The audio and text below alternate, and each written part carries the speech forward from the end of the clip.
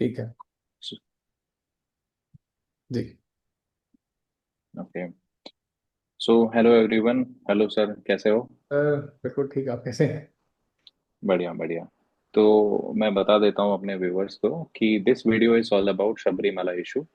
तो शबरीमाला इशू में आजकल रोजाना कुछ ना कुछ न्यूज़पेपर में आर्टिकल्स आ रहे हैं, तो इस रिगार्डिंग, क्योंकि बार बार ये आर्टिकल 14, आर्टिकल 25 कॉन्स्टिट्यूशनल मॉरेलिटी ऐसे ऐसे भारी वर्ड आते हैं, तो उनको ब्रेक डाउन करने के लिए मेरे पास इससे अच्छे एक्सपर्ट और कोई हो नहीं सकते थे, तो मैंने सर हाँ। से बात करनी उचित समझी।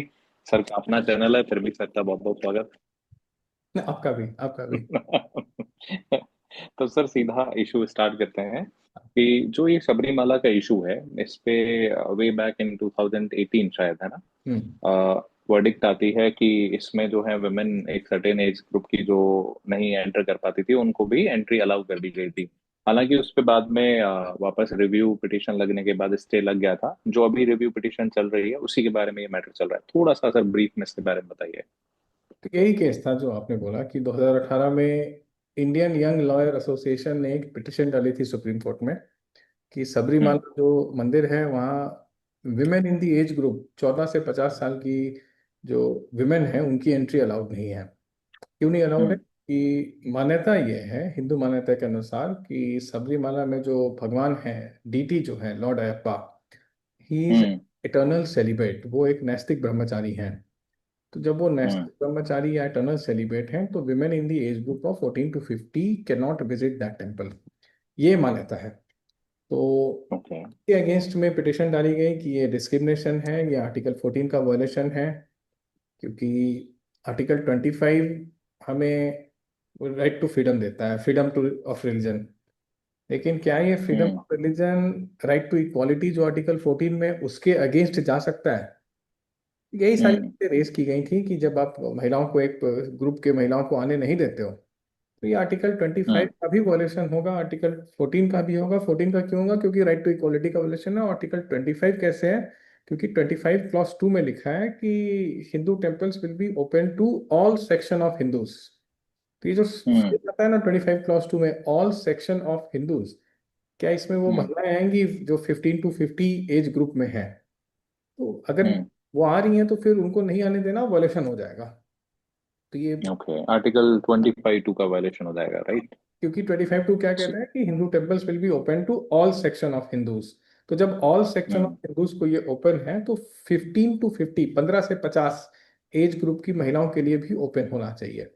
फिर अगर नहीं करने देते हैं तो फिर 14 का भी वॉलेशन है। 14 क्योंकि 14 is about right to equality.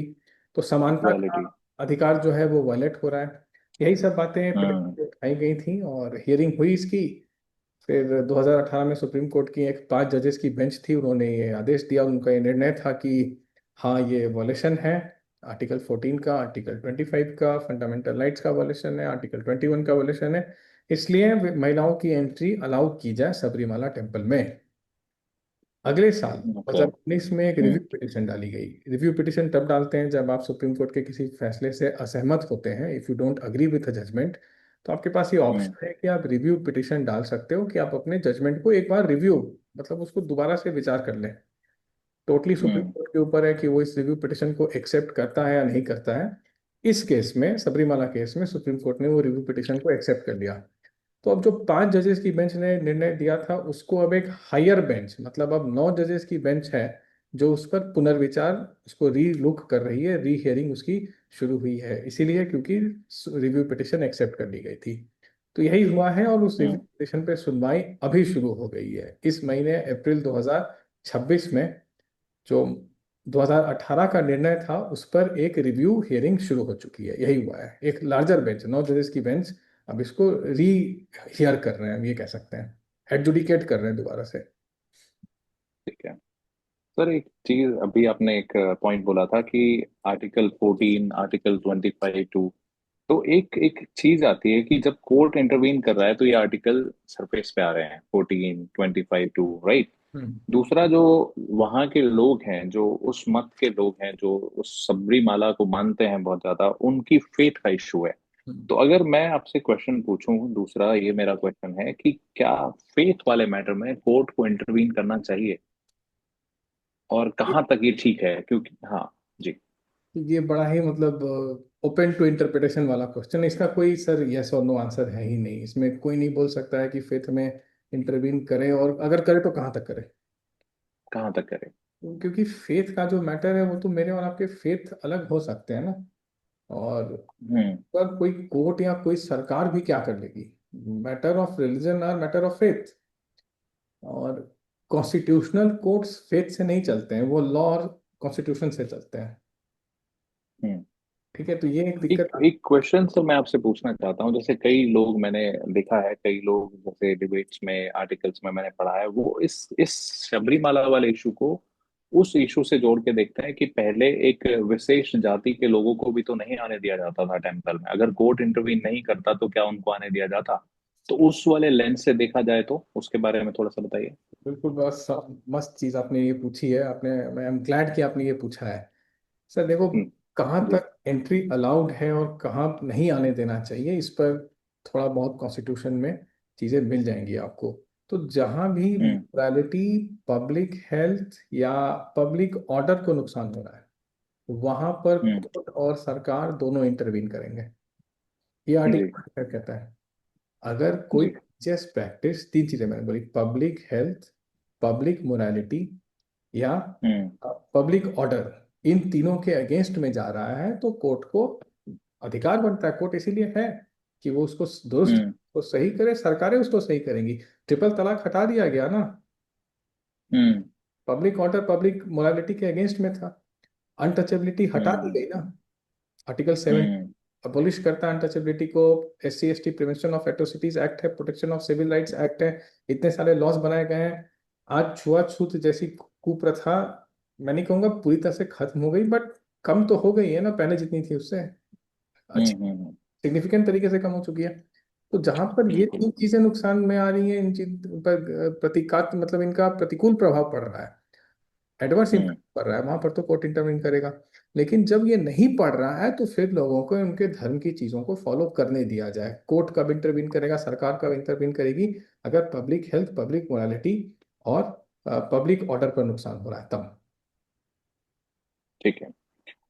Sir एक मेरा ये भी क्वेश्चन है, क्योंकि कुछ दिन पहले ही हमारे जो सॉलिसिटर जनरल हैं उन्होंने एक बहुत अच्छा स्टेटमेंट दिया था कोर्ट में कि कॉन्स्टिट्यूशनल मॉरेलिटी को लेके। तो कॉन्स्टिट्यूशनल मॉरेलिटी जो है ये क्या है, क्योंकि तुषार मेहता जी ने कहा था कि your constitutional morality may differ from other जज constitutional morality, that is highly subjective. तो वेरी, इस बारे में थोड़ा सा ज्ञान डालिए सर, ये क्या है कॉन्स्टिट्यूशनल मॉरेलिटी।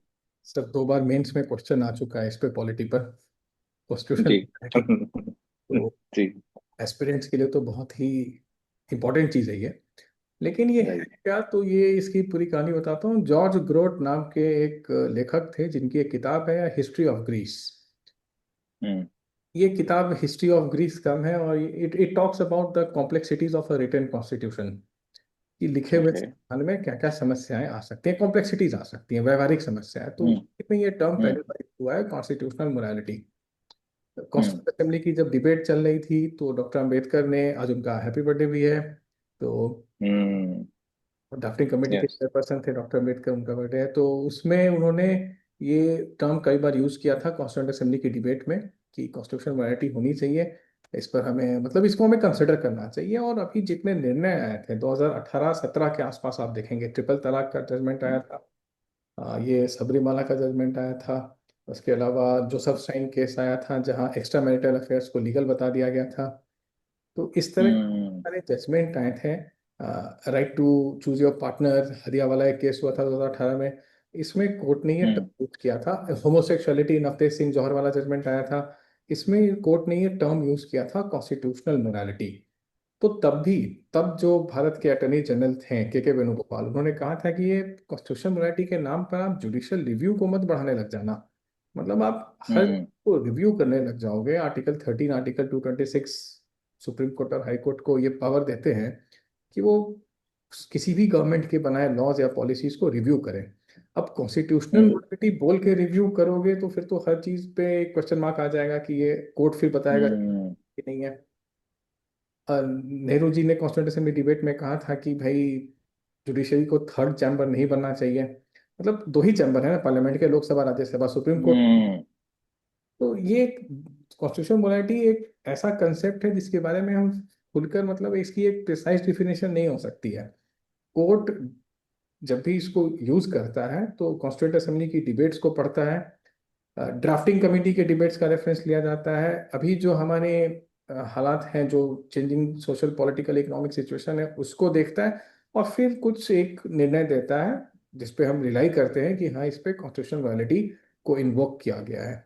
इसकी कोई लिस्ट नहीं है कि कौन सी चीज़ इसमें आती है और कौन सी चीज़ नहीं आती है। और जैसा आपने कहा कि जो सॉलिसिटर जनरल है तुषार मेहता, उन्होंने सही कहा कि इंडिविजुअल कॉन्स्टिट्यूशनल वैलिडिटी नहीं हो सकती है कि एक जज की कुछ और दूसरे जज की कुछ और, ये सब्जेक्टिव हो जाएगा। एग्जैक्टली। तो यही है इसका ठीक है। एग्जैक्ट, क्या ही पता, किसी को नहीं मालूम है, कोर्ट भी इसको रीडिस्कवर करता रहता है। ओके सर, लास्ट क्वेश्चन की तरफ बढ़ते हैं इसमें। तो ये बताइए क्या लगता है, मतलब वर्डिक्ट क्या देगी कोर्ट, ये तो मैं आपसे नहीं पूछ सकता, पर आपको क्या लगता है पर्सनली कि क्या इस रिव्यू पिटिशन का आउटकम हो सकता है नहीं, मैं मोस्ट बता रहा हूँ पॉसिबली? क्या होगा निर्णय। निर्णय पक्ष में जी। जाने वाला है मंदिर के।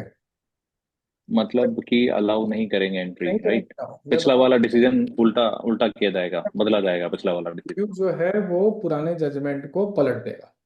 और मेरे पास कारण है, और लीगल कारण है हम्म इस कारण से मैं ऐसा बोल रहा हूँ। सबसे पहली चीज आप देखिए हम्म सर, ये जब रिव्यू में गया ही क्यों नहीं है। मैंने क्या कहा कि सुप्रीम कोर्ट हर रिव्यू पिटिशन को एक्सेप्ट नहीं करता है। कुछ मेरिट होगी तभी गया है। मेरिट होगी तभी किया है, तो उसके मेरिट ये होती है हम्म कि एक है कि कुछ नए एविडेंस आ गए, या कोर्ट को लगता है कि कुछ एरर हो गया। 7 प्रश्न उठाए गए थे, 7 प्रश्न हम्म रिव्यू पिटिशन में उठाए गए थे। उसमें ये भी था, हम्म उसमें कुछ प्रश्न ऐसे थे कि पहले तो कि ये जो 25 क्लॉज 1 में जो पब्लिक ऑर्डर, मोरालिटी और पब्लिक हेल्थ है, इसके स्कोप को डिफाइन कर दीजिए। हम्म करने से इन पर असर पड़ता है, और ये है क्या, इसके कुछ एब्स्ट्रैक्ट्स बता दीजिए, इसके स्कोप को डिफाइन करिए। पहली चीज ये आई थी। फिर ये बताया गया कि कई बार कुछ प्रैक्टिसेस होते हैं जिनको ईआरपी, एसेंशियल रिलीजियस प्रैक्टिस कहा जाता है। हम्म तो अब ईआरपी में क्या आता है, क्या इस ईआरपी को हम कॉन्स्टिट्यूशनल प्रोटेक्शन दे सकते हैं? What is ERP? कि कोई हम्म ऐसी प्रैक्टिस जिसके अभाव में धर्म डाइल्यूट हो जाएगा, इसको हम ईआरपी कह सकते ठीक है। हैं। तो क्या इस हम्म ईआरपी को हम कॉन्स्टिट्यूशनल प्रोटेक्शन दे सकते हैं? और क्या कोर्ट हर बार डिसाइड करेगा कि ईआरपी क्या होती है, या जो धर्म को मानने वाले हैं? ये बड़ा ही ओपन डिबेट है, इसका कोई आंसर नहीं है। फिर एक चीज ठीक है। बताई थी कि भाई पीआईएल कौन डालेंगे। सबरीमाला हम्म लॉर्ड अयप्पा, जो स्वामी अयप्पा के जो भक्त हैं, उन्होंने तो पिटिशन नहीं डाली है, कुछ हम्म लोगों ने पिटिशन डाली है।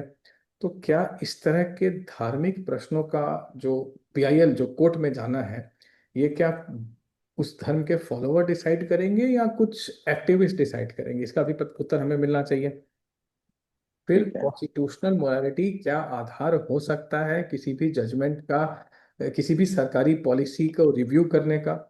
क्या ये आधार हो सकता है किसी भी सरकारी लॉ, किसी भी पार्लियामेंट या स्टेट गवर्नमेंट के बनाए लॉ को कैंसिल कर देने का? तो ये सारे क्वेश्चंस हैं जिनके बेसिस पर सबरीमाला केस का रिव्यू पिटिशन गया था। लार्जर बेंच बता देगी कि क्या होना चाहिए, बट मुझे इसलिए लग रहा है कि हट जाएगा क्योंकि सेंटर ने कहा है कि जो धार्मिक चीजें हैं उसमें नहीं आना चाहिए किसी कोर्ट को। और स्टेट हम्म गवर्नमेंट, केरला की जो कम्युनिस्ट गवर्नमेंट है, उनका तब का पोजीशन, 2018 का पोजीशन देखिए, उनका आपका पोजीशन देखिए। तब वो फेवर में थे, अब उन्होंने थोड़ा कॉशियस अप्रोच लिया है। तो सर जब सरकारें फेवर में आने लगती है ना, केंद्र और राज्य सरकार दोनों फेवर में आ रही है, हम्म लगता है कि कोर्ट इसमें फ्रंट फुट पे बैटिंग करेगा। क्योंकि साफ दिख रहा है कि यहाँ पे क्या मौलिक अधिकारों, फंडामेंटल राइट्स का वॉयलेशन हो रहा है, ये बात बतानी है। देखिए, हर मंदिर अपने अगम शास्त्र से चलता है। मंदिर का एक हम्म है, कई सारे, तुषार मेहता जी ने ये बात भी बोली है कि कुछ मंदिरों में पुरुषों को बिना शर्ट के जाना होता है। अब हम और आप जाके नहीं कह सकते हैं कि भाई हम तो शर्ट पहन के आएंगे क्योंकि हमारी शर्ट बड़ी अच्छी है। आप वहाँ क्या कर रहे हैं? हम्म मान्यता को नहीं मानते हैं। फिर हम कहें कि हमें नहीं जाने दिया तो ये डिस्क्रिमिनेशन हो गया, मेरे साथ मेल होने के कारण डिस्क्रिमिनेशन हुआ, नहीं, ये सारे आर्गुमेंट कोर्ट में नहीं चलेंगे। ऐसे मंदिर हैं जहाँ पर पुरुषों को जाना ही मना है, तो फिर हम्म डिस्क्रिमिनेशन है। उस मंदिर की वो मान्यता है, आप उस मान्यता को अगर नहीं मानते तो आप क्या कर रहे हैं? मंदिर कोई रिलीजियस प्लेस नहीं है, या मंदिर कोई टूरिस्ट का प्लेस नहीं है, टूरिज्म का प्लेस नहीं है। जिसकी मान्यता है वो वहां पर जाएगा, अगर नहीं मान्यता है तो आपको वहां नहीं होना चाहिए, अगर आप उस नियम कानून को फॉलो नहीं कर सकते हैं। सबरीमाला हम्म अलग अलग नियम कानून है, अगर पुरुष भी वहां जाना चाहते हैं तो उनको भी एक प्रक्रिया से गुजरना पड़ता है। अब हम उसको फॉलो ना करें और बोलने लगे कि नहीं हमारे मौलिक अधिकारों का वॉल्यूशन हो रहा है, तो ठीक है, मुझे लगता है सुप्रीम कोर्ट जब भी निर्णय देगा तो सही ही देगा।